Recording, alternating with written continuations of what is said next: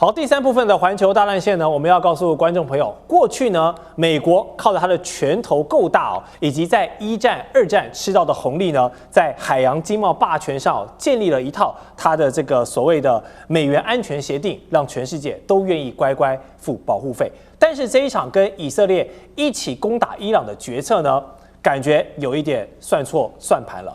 因為讓荷姆茲海峽呢，如今成為了這個全世界的痛點。明明是你美國跟以色列對伊朗神權政治發動的預防性打擊哦，卻要拉着全世界一起為石油能源、航運成本買單。好，那川普商人想法嘛，我花這麼多錢不合算，我要召集盟友，現在一起你。歐盟出一點，法國、日本都來出一點，大家成立一個護航艦隊，我們一起來這個為所有的船艦來保航，這樣全球的通膨就不會失控，油價就不會失控。不好意思，現在歐洲人馬克宏說，我拒絕護航，我們要吃你這一套。就連前段時間跟川普表現非常好，也宛如一是川普小妹的高市早苗也說這是日本不能做的紅線哦。高市早苗也把紅線講出來，所以美國這些盟友都不接你這個球，你川普跟納坦雅胡自己發動戰爭，你們就自己去把這個天價的賬單給吃下來吧。感覺現在是這樣，而且這不是這些領袖簡單的意見分歧哦，這是盟友們已經集體意識到，美國搞出的爛攤子，以色列搞出的爛攤子，我憑什麼要幫全世界來挨刀？我憑什麼要擋在你前面來幫你擋這個護航艦隊的子彈？大家已經看得越來越清楚了。所以現在川普總統有點孤掌難鳴，有點下不了台，背後的代價計算究竟發生了什麼問題？楊老師。我們首先要了解哦，在國際關係上面，國家為什麼要跟別的國家去組成聯盟，也就是軍事聯盟？那其實也就是把本身的實力跟對方的這個實力做連結，那尋求自己本身的安全的保障，或者是經濟利益的保障、國家利益的保障，所以它是一個安全聯盟。但安全聯盟並不是送死聯盟啊！如果因為聯盟你要我去送死，那當然就不可能考慮這樣子的情況。在川普他發文要求點名包含中國、法國、英國、日本、韓國要來做所謂的荷姆茲聯盟來去做護航艦隊的時候，他底下另外一句話就是說，我會持續的對伊朗的海岸線以及伊朗的軍隊和飛機跟船做轟炸。那換言之，你要各國來做護航的時候，你在各國的船艦上面還在繼續跟伊朗在交戰，這怎麼可能？船艦的護航一定是相對的這個冷靜，或者是這個戰爭停息了，你才可能會需要有這種護航的可能性。而且對方可能你像在亞丁灣或者是在紅海，對方的實力可能不足以挑戰你的安全，不管是護航的艦隊還是真的通過的這些油輪貨輪。所以這個時候你要大家去送死，在你自己的推文當中就這樣寫，那基本上這已經不是說這個正確與否、合法與否，基本上這是送死聯盟。那大家怎麼會去參加這個東西呢？但是不要誤會哈，它並不代表美國跟這些國家的聯盟關係從此就被這個消減，或者是說削弱，甚至完全會不存在。因為這是一個比較特殊的單一事件。那可是呢，如果川普一而再、再而三的開始對聯盟的成員產生就是制裁的時候啊，那這個聯盟它的緊密度啊，可能就會受到挑戰。是。好，有句話這麼說哦，有關係就沒關係哦。我們不只用在這個求職，還有這個職場裡面哦。其實，在地緣政治同樣如此。因為就在多數船只面對荷姆茲海峽被封鎖的時候，他們只能自己摸摸鼻子，然後呢落個好望角，多花1萬公里的油的同時哦，卻有人差別待遇哦。因為有幾艘跟伊朗關係友好國家的船只呢被放行通過那並且 CNN 就引述伊朗安全部門消息人士指出呢，德黑蘭現在正與8個非中東的國家磋商，計劃呢以人民幣來結算石油貿易確保船只的安全通行。這張牌一打出來可能代表着全球20%的原油命脈是跟人民幣掛鈎的，這個背後牽扯的關係就很大哦。好，這樣的想法是為了躲避美國歐美制裁的權宜之計，還是說看準你美國現在這個石油美元最脆弱的時刻，來發動一場去美元的金融閃電戰？有這樣的考量嗎？委員，伊朗這種考量是不切實際，也不會成功。現在美元大漲，就是為什麼？所以怎麼你沒一個會被大漲，怎麼會去？因為那跟俄烏戰爭不一樣。俄烏戰爭它一開打的時候，我就判斷說通貨會膨脹，然後這個美元會下跌，然後黃金會上漲。那原因在哪裡？因為它沒有涉及到石油，沒有涉及到石油短缺的問題。那你現在伊朗想要單憑說，哎呀，你有8個國家，然後你用人民幣來，我當你放行，你說美國會讓它通過嗎？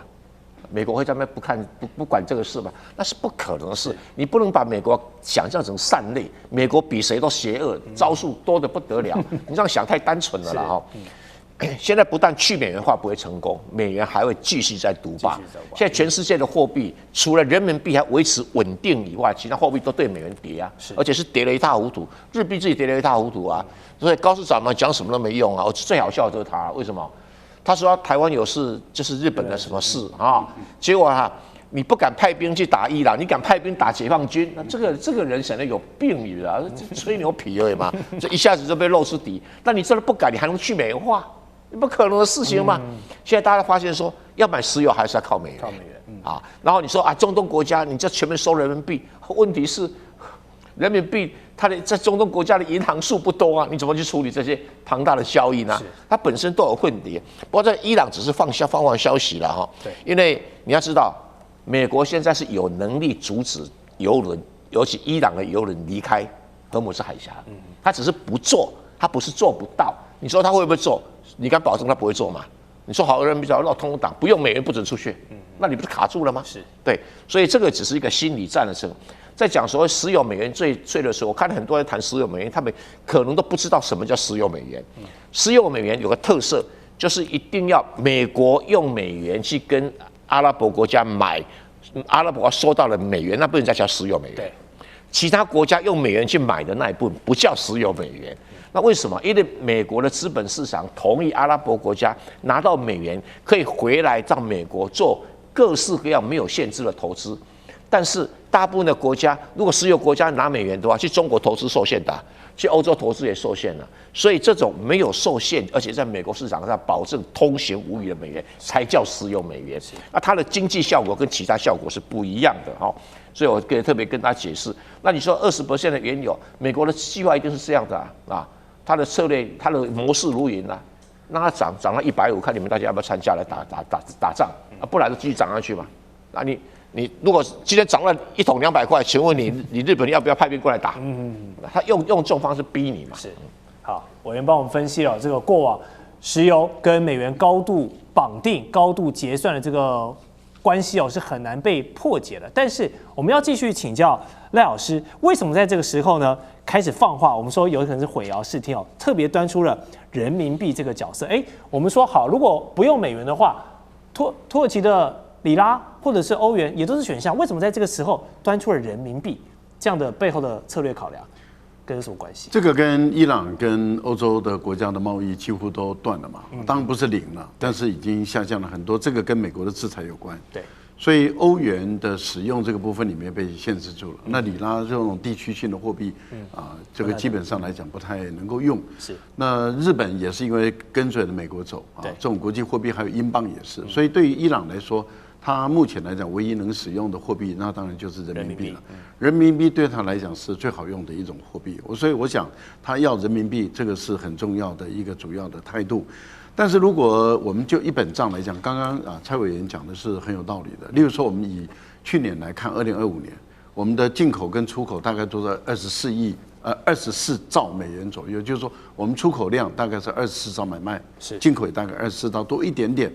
可是您知道，在石油這個部分的交易也不過就是3兆不到啊，2兆多美元。那您看看，那是1億桶哦。那當然，我們以80塊美元做計算來看的話，那也不過就是不到3兆美元。所以它在整貨物的貿易中，石油的貿易大概3兆嘛。那你想，如果說赫爾木茲海峽就是2000萬桶，一天就是16億美元，一年下來那也不過就是5000多億美元。5000多億美元也不會每個國家都聽你的。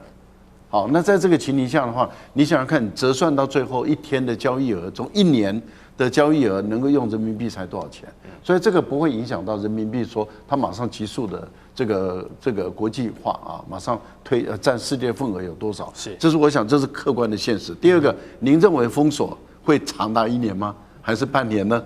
這個也可能1個月就結束了。現在已經在談8國護航聯盟了，都已經8國的安全聯盟了。所以我們看到這個部分裡面，對伊朗來講，他要的其實是一種心理、一種政治態度而已，而不會產生實質上的效果。了解。好，除了端出這個用人民幣結算的說法之外呢，可能是煙霧彈，但是伊朗現在最大的武器還是對於荷姆茲海峽的一個主控權，而且他玩的一種非常極致的不對稱戰術，讓這個海峽呢變成了他這個私家的收費站。大家都讀過這個《隋唐演義》吧？裡面有那句很著名的“想要過此路，留下買路財”。現在伊朗就在跟你玩這一招，利用這個血海峽以令世界的模式收取過路費。哇，觀眾朋友，這簡直是一個無本生意啊！